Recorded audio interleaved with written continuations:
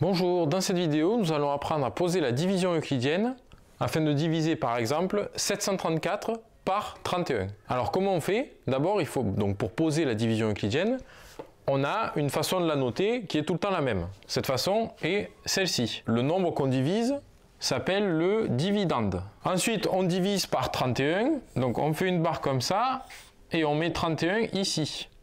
31, ça s'appelle le diviseur. Ça veut dire quoi? Ça veut dire qu'on essaie de diviser 734 par 31. Alors là, quand on voit ça comme ça de tête, c'est un peu difficile de le faire sans calculatrice, mais on peut le faire assez facilement. Donc comment on fait? Donc d'abord, il faut partir de la gauche, tout le temps, du diviseur, et on regarde et on essaye de voir est-ce qu'on peut diviser 7 par 31. C'est-à-dire combien on a de fois 31 dans 7. Eh ben 7, c'est trop petit. 31 ne rentre pas dans 7. Donc là, ce qu'on va faire, c'est qu'au lieu de faire le premier nombre, on va faire les deux premiers. Et on va se poser la question, est-ce que 31 rentre dans 73? Et si oui, combien de fois?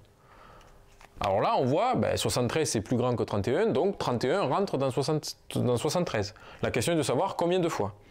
Donc là, sur le côté, vous pouvez le faire sur le brouillon, ou sur une feuille, enfin voilà, comme vous voulez. Quand vous faites les divisions euclidiennes, vous pouvez mettre les tables du diviseur. Donc la table de 31, donc 31 fois 1, ça fait 31. 31 fois 2, 31 plus 31, ça fait 31 plus 30, ça fait 61 plus 1, 62. Donc là, 62, ça rentre dans 73. Et si on fait 31 fois 3, on rajoute 31 à 62, donc ça fait 31. Donc 30 plus 62, ça fait 92, plus 1, 93. Donc 31 fois 3, ça fait 91. Mais là, on voit que ça dépasse 73. Donc, le 31 ne rentre pas 3 fois. Le 31 rentre seulement 2 fois.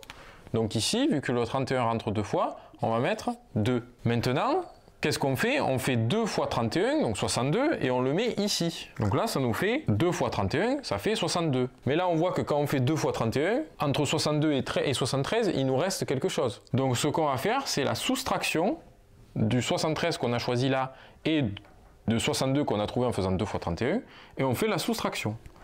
73 moins 62, qu'est-ce que ça donne? Si on fait 73 moins 10, ça fait 63. Donc pour être à 62, 73 moins 11. Donc ici c'est 11.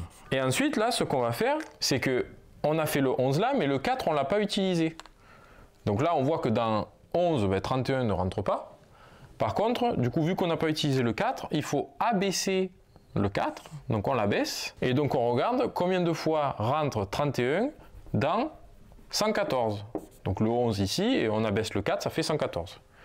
Donc là, dans 114, on voit 31 fois 1, ça fait 32, 31 fois 2, ça fait 62, 31 fois 3, ça fait 91, donc le 31 rentre au moins 3 fois dans 114, et maintenant pour voir si ça rentre 4 fois, il faut regarder 31 fois 4, et donc on refait plus 31 ici, ça fait 91 plus 1, 92. 92 plus 30, ça fait 122. Donc du coup, 31 fois 4, c'est égal à 122. Ça dépasse 114, donc le 31 ne rentre pas 4 fois. Il rentre seulement 3 fois. On fait la même chose, donc cette fois, donc on fait le 3 fois 31, ça fait 91. Donc on met le 91 ici. On fait la soustraction 114 moins 91. Alors là, comment faire? Vous pouvez partir de 91 et voir combien il faut rajouter pour arriver à 114. Donc 91 plus 3, on va arriver au 4. Et de 94 à 114, il faut rajouter 20. Donc en fait, ici, ça nous donne 23. Et dans 23, combien de fois rentre 31? Il ne rentre plus, puisque 23 est plus petit que 31. Donc là, qu'est-ce qu'on a? Là, ici, c'est fini. Ici, c'est la division non décimale, donc la division avec reste. Là, pour l'instant, on va faire que la division avec reste. Dans des prochaines vidéos, je ferai la division décimale. Donc là, la division avec reste, qu'est-ce que ça veut dire? Ça veut dire que, ici, quand on fait 23 fois 31, plus 23, on va arriver à 734. Et donc, le 23, ça s'appelle le quotient. Alors là, pour le coup, le quotient et le reste sont égaux. Là, ça n'a rien à voir. Hein. C'est juste, dans l'exemple, c'est juste tombé comme ça. Mais là, ça peut être 47, par exemple, et là, 2, ou le reste peut aussi être 0. Si c'est une multiplication, si c'est une division exacte, entière, qui donne un entier, là, ici, le reste sera 0.